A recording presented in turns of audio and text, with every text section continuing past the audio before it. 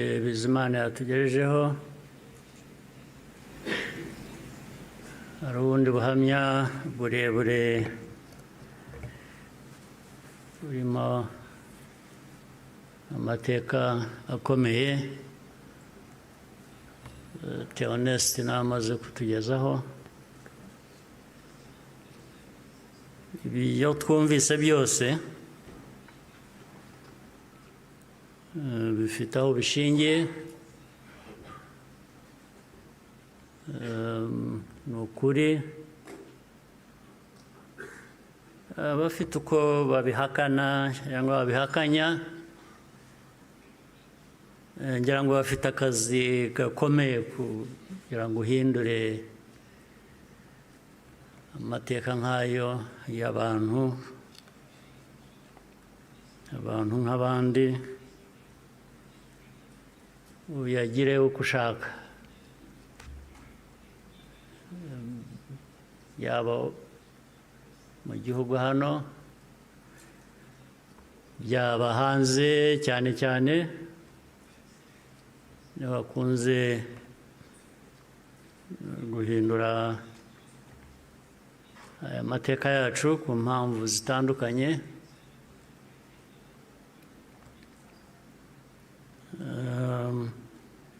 ibi rero ngira ngo bafite ibyo bazahangana nabyo kugira ngo abantu bahindure amateka nk'aya bayavuga ukundi ariko icyo navuga nk'ibyo Theoneste yavuze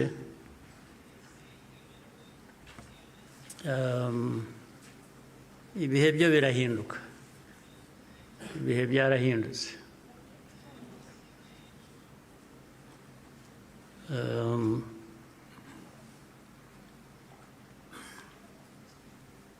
nta uzongera gupfa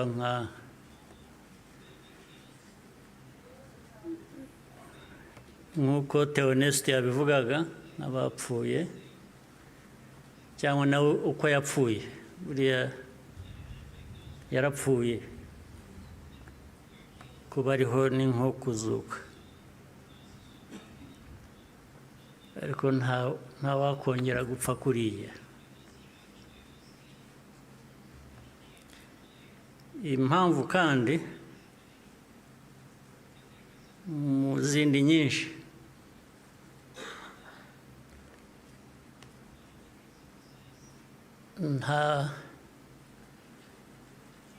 ntabwo wakwica umuntu kabiri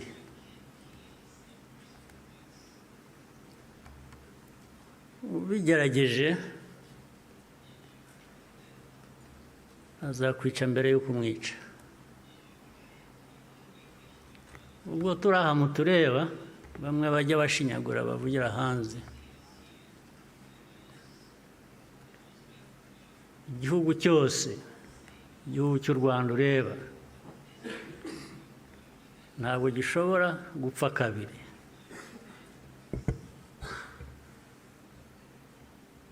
mbere y'uko wakwica u Rwanda azakwica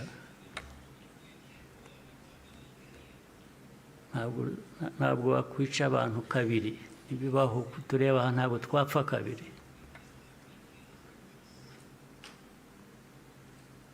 ari twe bakuru ari abana bacu ntawe uzabica kabiri ntibishoboka ntabwo byakunda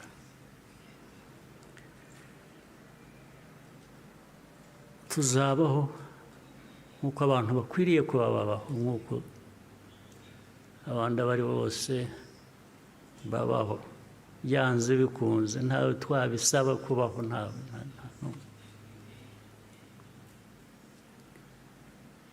uko mbivuze uku hari ababyumva ukundi cyangwa hari abazabisubiramo ukundi ariko uko mbivuze ni uko nguko aba ariko mu gutwara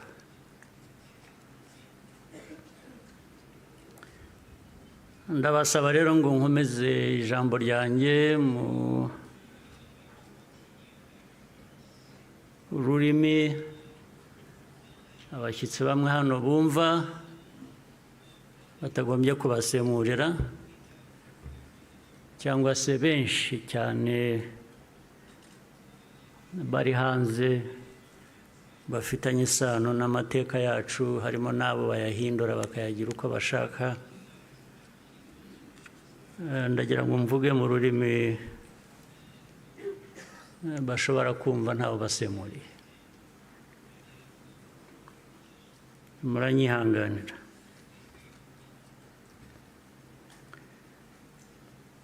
Today,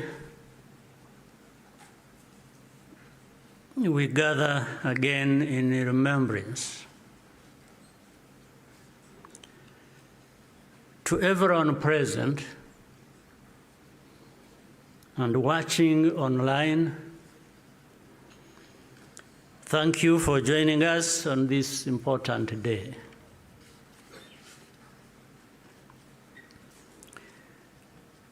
We deeply appreciate the friends who join us every year in person or in spirit without fail. I thank the survivor who has just spoken. These testimonies keep memory alive for all of us and for those who will follow us. KWIBUKA carries profound meaning for our nation.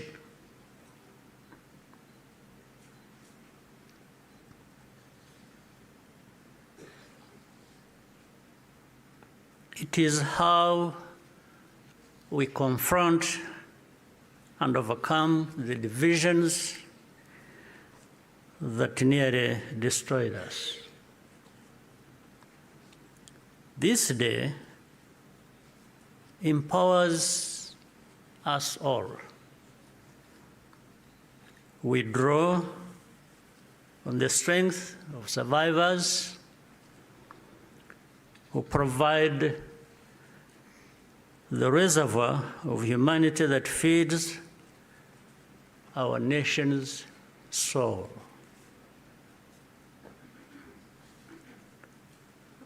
To all survivors, know that you are not alone. We stand with you always.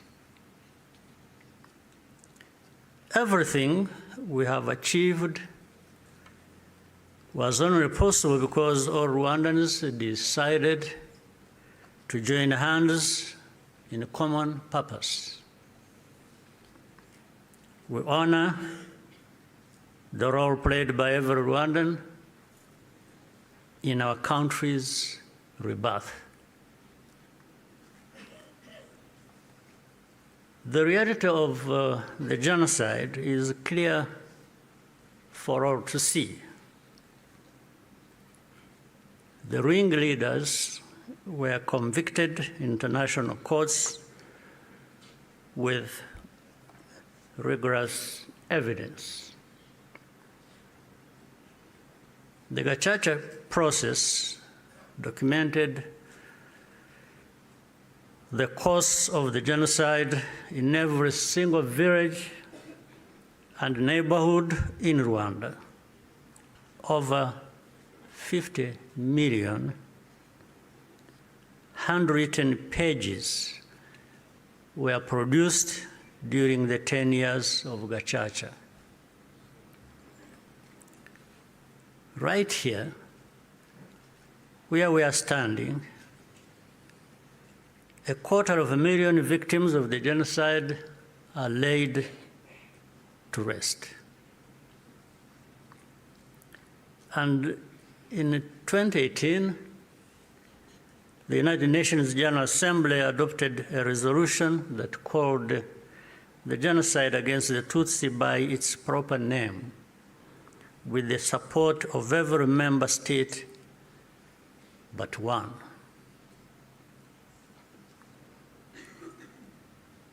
The truth is undeniable, and yet we still find people sowing doubt and twisting the facts up to today. This is not just a matter of ignorance, but something much deeper. It means that the risk of seeing history repeat itself is a constant danger. If we allow ourselves and our friends to become indifferent. Genocide denial begins long before the genocide itself is committed. There is a pattern of looking away from the warning signs or taking them lightly. Hate speech turns into hate acts, dismissed as expressions of popular discontent. Behavior that should be immediately condemned is rationalized and minimized. The preparations are masked by narratives of popular grievance and fear. In the process, a moral equivalence is created between the targets of the genocide and the planners of it.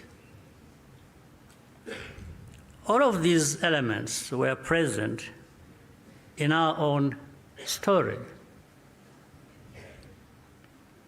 There are some who pretend that the genocide against the Tutsi was a spontaneous event. That's not true. It was carefully prepared and carried out in plain sight.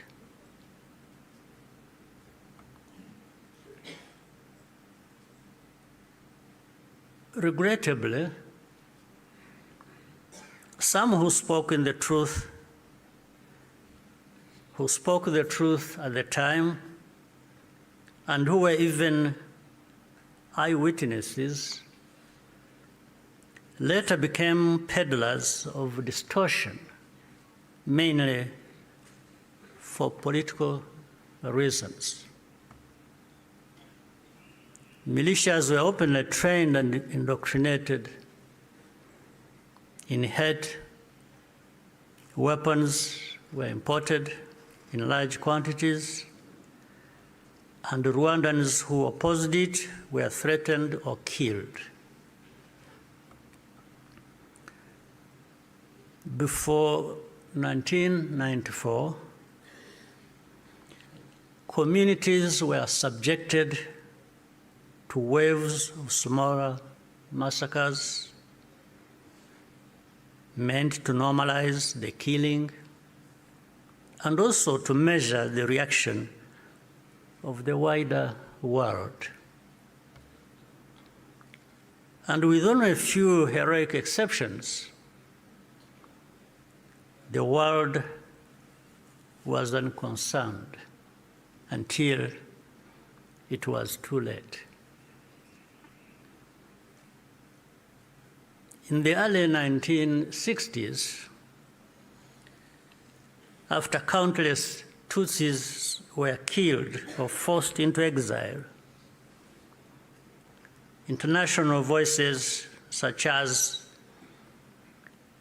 Bertrand Russell, to name just one, described it as systematic extermination. The pattern continued in the 1980s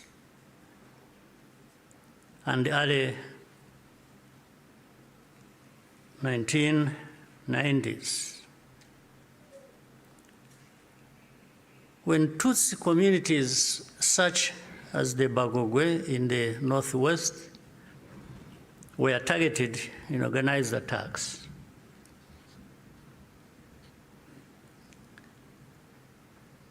In 1993, a commission led by Jean Crabonneau investigated these atrocities. After documenting mass graves and the involvement of state authorities, they concluded that a genocide was being prepared. In the same year, the UN Special Rapporteur, Bakri Wele Ndiaye, warned that organized propaganda portraying the Tutsis as enemies was spreading openly, helping prepare the population for mass violence. In January 1994, the Command of the United Nations Mission in Rwanda sent a fax back to headquarters in New York with detailed intelligence that Interahamwe were stockpiling weapons and compiling lists of Tutsis to be killed. He was then ordered to share the information with the very government which was preparing the genocide and to take no further action. And sadly, the reaction today is no different here in our region. And you can see it right before our eyes. When the genocide began, the nature of the crime was immediately obvious. All Tutsi were targeted because of their identity. Nowhere was safe, including churches and schools. That horrific reality only underscores the humanity and the courage of the Rwandans who took risk to provide hiding places for their fellow citizens. The reaction of the international community was to evacuate foreigners and withdraw most peacekeepers. At Eto, Kichikiro, when the peacekeepers withdrew, thousands of desperate Tutsi were left to die. Such scenes were repeated across the country. If these forces had instead been supported to protect Rwandans, the killers could have been deterred and many people would still be alive. The lives saved by the United Nations peacekeepers who were allowed to remain makes clear how much more could have been done with the political will. Even as the killings accelerated, the language used to describe what was happening itself became a matter of calculation. Genocide is defined in international law precisely to create an obligation to act. To witness such a crime and deliberately refuse to use the term is, in effect, genocide denial, perhaps even a form of aiding and abetting. The technology existed to disrupt the radio broadcasts that directed the killings. The planes capable of jamming those signals were available. Officials even calculated the hourly cost of the mission. In the end, the operation was deemed to be too expensive and potentially also a violation of Rwanda's sovereignty. So the cost was more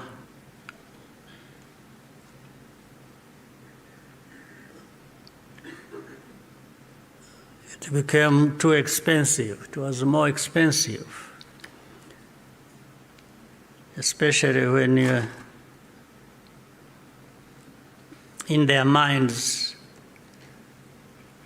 those lives are really worthless. So our lives were worth nothing. That's fine. For Rwandans, the lessons have been brutal.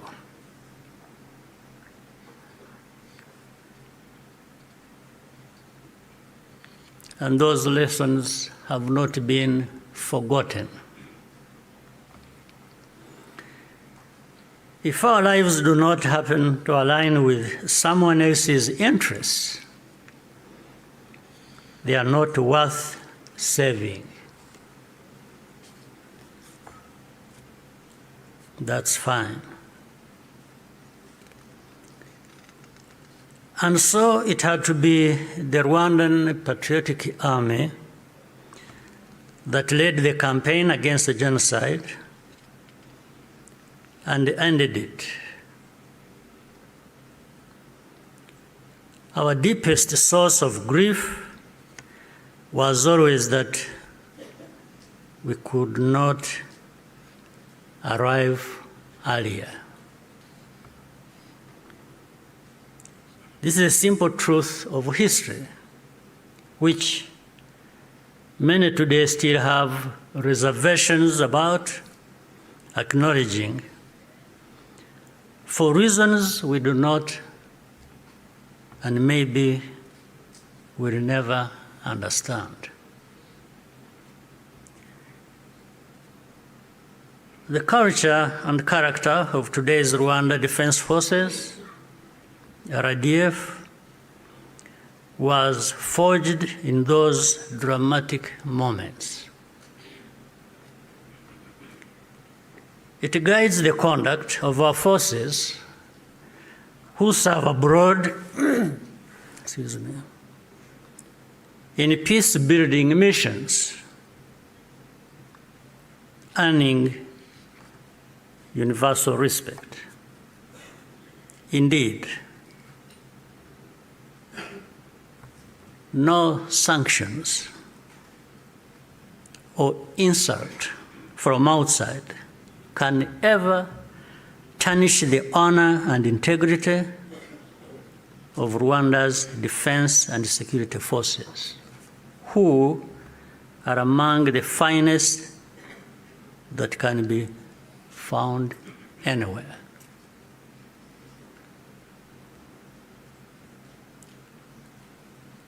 I look forward to raising this matter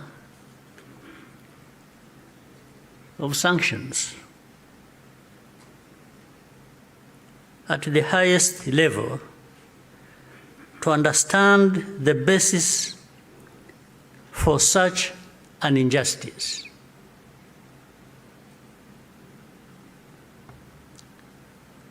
Rwandans understand the cost of tolerating extremism, and our central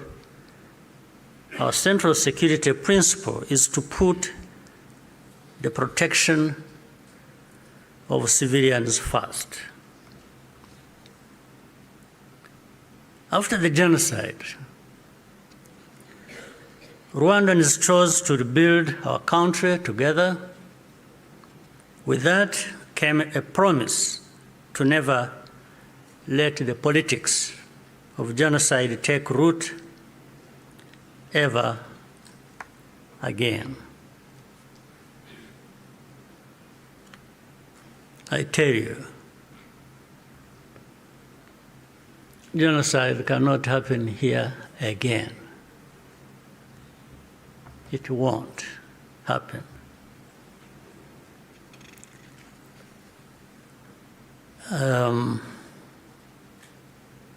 Even with those noises you hear in the region of people gathering from Europe, from wherever, and meeting in Kinshasa and bringing the son of Habyarimana and relatives and others from wherever and gathering, all of that is just noise. It cannot amount to anything that will happen here of that kind again. It cannot happen. And I'm saying this not just as a person. And I'm just saying it because I know every Rwandan, young and old, is as determined and is saying so, like I'm saying now to you.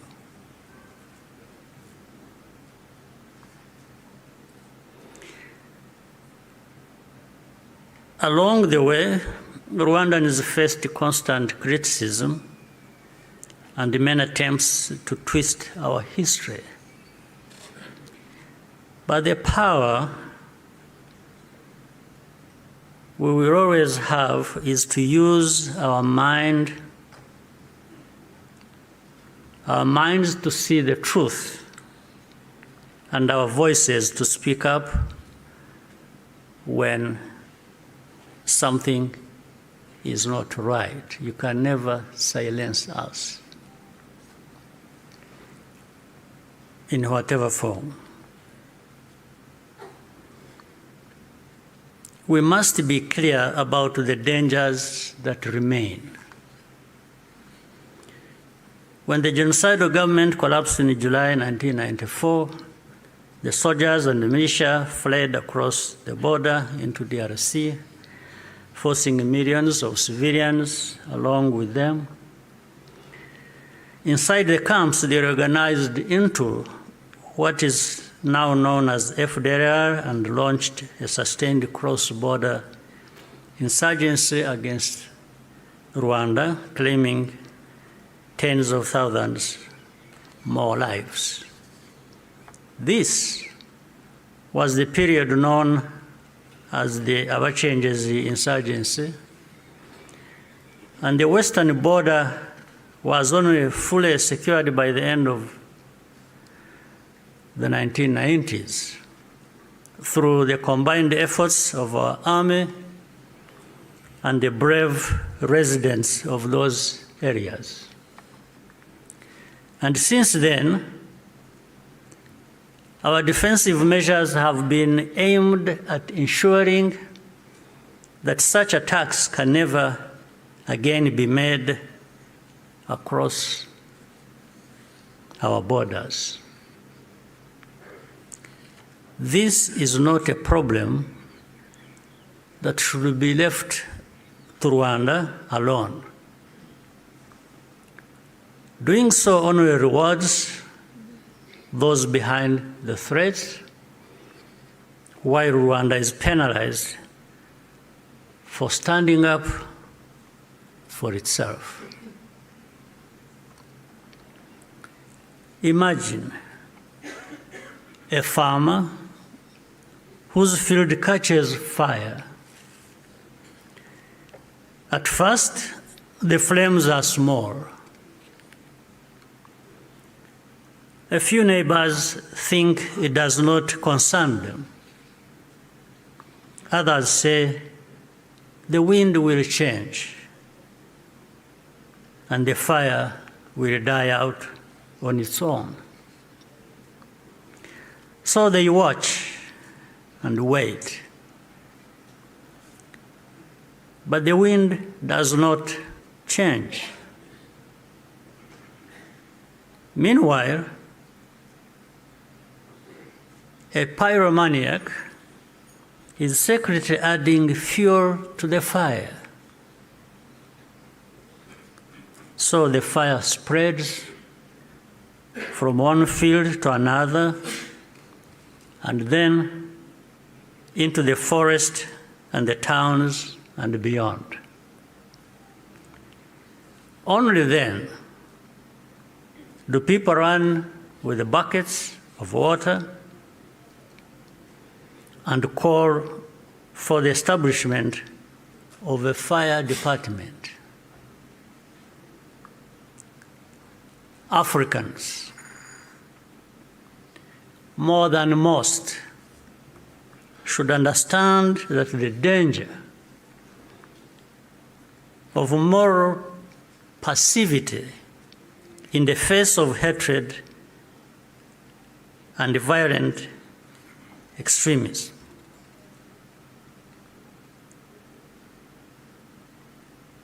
We should understand that danger, especially in the face of hatred and violent extremism.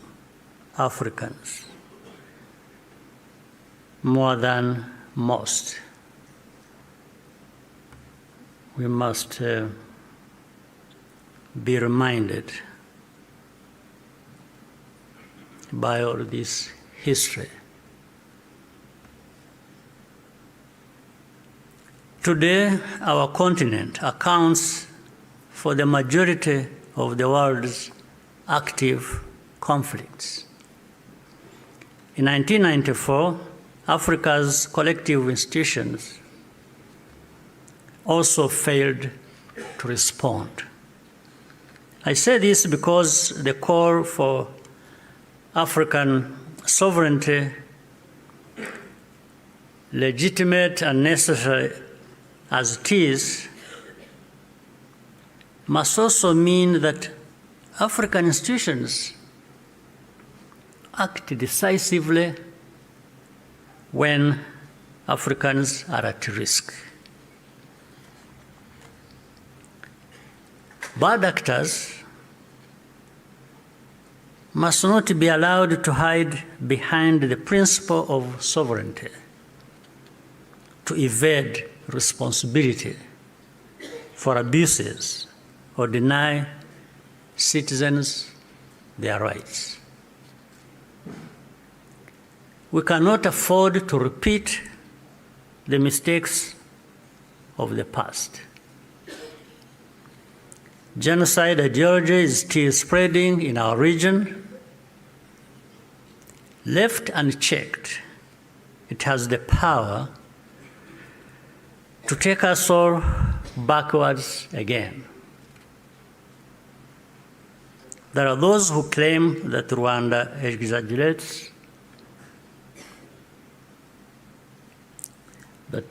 exaggerates, these concerns, or that we have ulterior motives. This is not only false, it exposes the deep cynicism that led to the tragedy we commemorate today. What sustains Rwanda today is the unity of Rwandans and the convictions that, like all people, we have the right to live in safety and dignity and at peace with all our neighbors.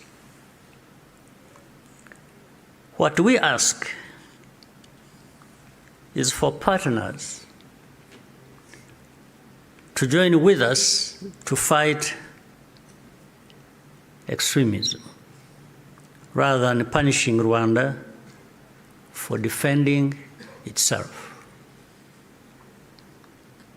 We owe future generations of Rwandans more than survival. They deserve to inherit a secure, united, and bold country and an integrated and confident Africa.